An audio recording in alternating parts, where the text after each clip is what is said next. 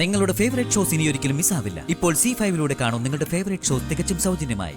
അമ്മയടക്കം ആരെയും ശ്യാമയ്ക്ക് ഓർമ്മയില്ലെന്നല്ല, അതൊക്കെ മങ്ങിയ ചിത്രങ്ങൾ പോലെ ഇടയ്ക്ക് തെളിയുകയും മായുകയും ചെയ്യും.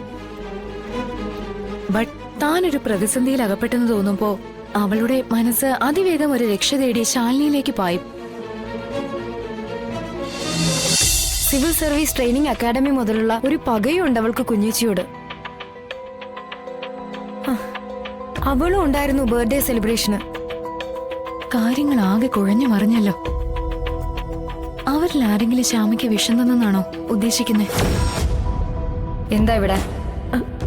ഞാൻ ഈ കേക്ക് ഒന്ന് കാണാനായിട്ട്. തരില്ല, ഇല്ല, അത് ഞാൻ വിഷ്ണു അച്ഛന് കൊടുത്തതാ.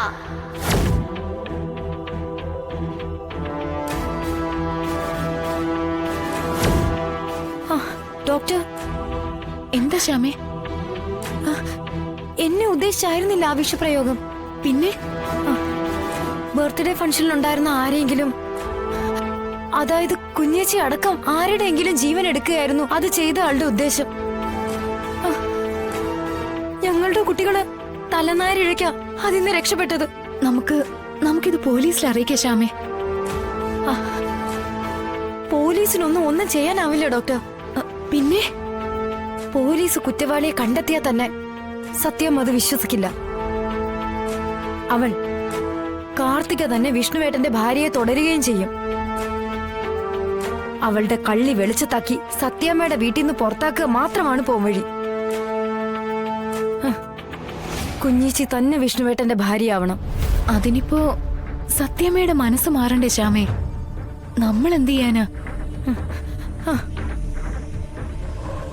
ഡോക്ടർക്ക് മാത്രമേ ഇപ്പൊ എന്തെങ്കിലും ചെയ്യാൻ പറ്റൂ. കുഞ്ഞേച്ചി ഉടനെ സത്യമ്മയുടെ വീട്ടിലെത്തിയില്ലെങ്കിൽ അവിടെ ഒരു മരണം നടക്കും. ഡോക്ടർ സഹായിക്കണം. ഡോക്ടറുടെ സഹായത്തോടു കൂടി ജനിച്ച 2 കുഞ്ഞുങ്ങളുടെ ജീവൻ രക്ഷിക്കാൻ വേണ്ടിയുള്ള അപേക്ഷയാണ്. Please doctor.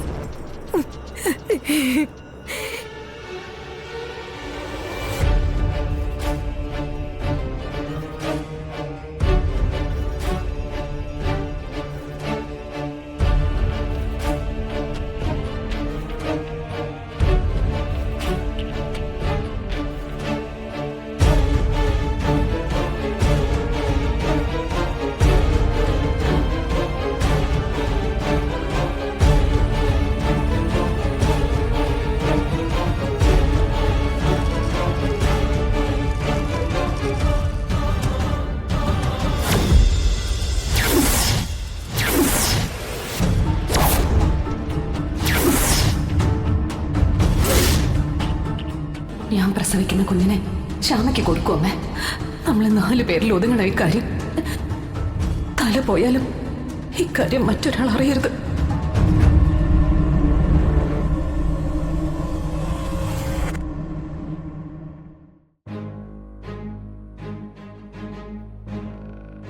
ഡോക്ടർ, ശ്യാമയ്ക്ക് എങ്ങനെയുണ്ട് ഡോക്ടർ? ഭാഗ്യത്തിന് ജീവൻ ആപത്തൊന്നുമില്ല. മൈനർ ഇഞ്ചുറിയേ ഉള്ളൂ. പക്ഷേ എന്താ ഡോക്ടർ? വീഴ്ചയിൽ ശ്യാമയുടെ നെർവസ് സിസ്റ്റത്തിന് സാരമായ തകരാറുണ്ടായിട്ടുണ്ട്. അതവളുടെ മാനസിക നിലയെ കാര്യമായി ബാധിച്ചിട്ടുണ്ട്.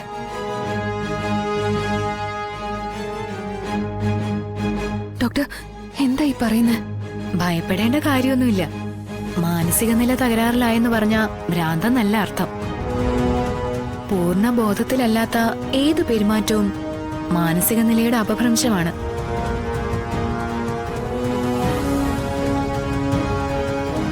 പേടി തട്ടിയ കുറച്ചു സമയത്തേക്ക് നമ്മള് അബ്നോർമലായി പെരുമാറില്ലേ? അതല്ലെങ്കിൽ ദുസ്വപ്നം കണ്ടാലും അങ്ങനെ കണക്കാക്കിയാ മതി.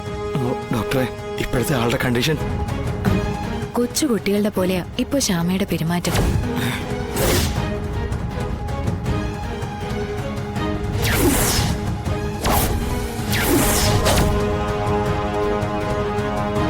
ബാല്യത്തിലെ ഏതോ ദിവസത്തിൽ അറിയാതെ തങ്ങി നിന്നതുപോലെ.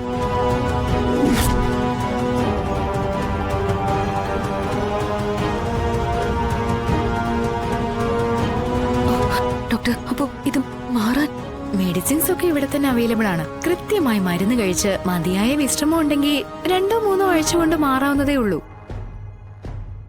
ആ കുഞ്ഞേച്ചിന്ന് ബോധം ഉണർന്ന ശേഷം പിറുവിറുക്കുന്നുണ്ട്. ഇയാളെ പറ്റി തന്നെയല്ലേ? അതെ ഡോക്ടർ. ഇയാളുടെ സാമീപ്യം ഉണ്ടെങ്കിൽ ആ കുട്ടിയിൽ കാര്യമായ വ്യത്യാസം ഉണ്ടാവാൻ ഇടയുണ്ട്. സോ ഡോക്ടർ, ഇപ്പൊ ശ്യാമയൊന്ന് കാണാൻ പറ്റുമോ? No problem. കാണുമ്പോ ഒരു കാര്യം പ്രത്യേകം ശ്രദ്ധിക്കണം. പഴയ ശ്യാമയല്ല നിങ്ങൾ കാണാൻ പോകുന്നത്. ഇതിനു മുമ്പ് ഭൂതകാലത്തിൽ എപ്പോഴും ഉണ്ടായിരുന്ന അന്നത്തെ ശ്യാമയാ.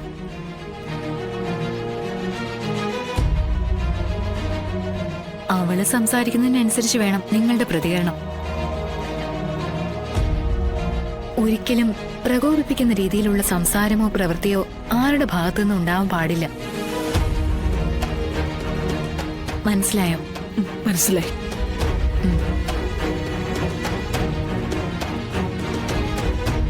എങ്കി വരൂ.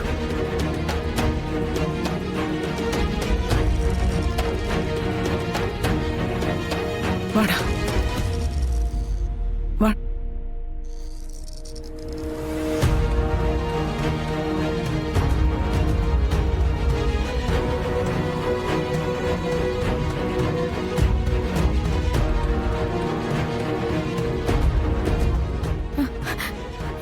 കുഞ്ഞേച്ചി, മോളെ, കുഞ്ഞേച്ചി, എന്റെ കുഞ്ഞേച്ചി വന്നോ? ശ്യാമേ മോളെ.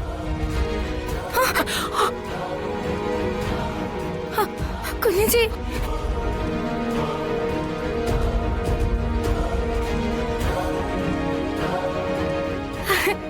എന്റെ കുഞ്ഞേച്ചി പറ, കുഞ്ഞേച്ചി എന്നെ വിട്ടുപോവോ ഇനി? ശ്യാമേ പറ, കുഞ്ഞേച്ചി എന്നെ വിട്ടുപോവോന്ന്? ശ്യാമേ, നീ മോളെ ടീ. കുഞ്ഞേച്ചി, കുഞ്ഞേച്ചി പറയേ. മോളെ.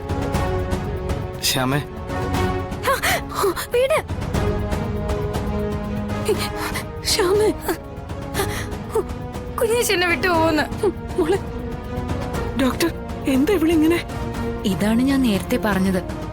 ശ്യാമയുടെ നെർവസ് സിസ്റ്റത്തിനുണ്ടായ തകരാറ് അവളെ മറ്റേതോ കാലഘട്ടത്തിലേക്ക് കൂട്ടിക്കൊണ്ടുപോയിരിക്കുന്നു.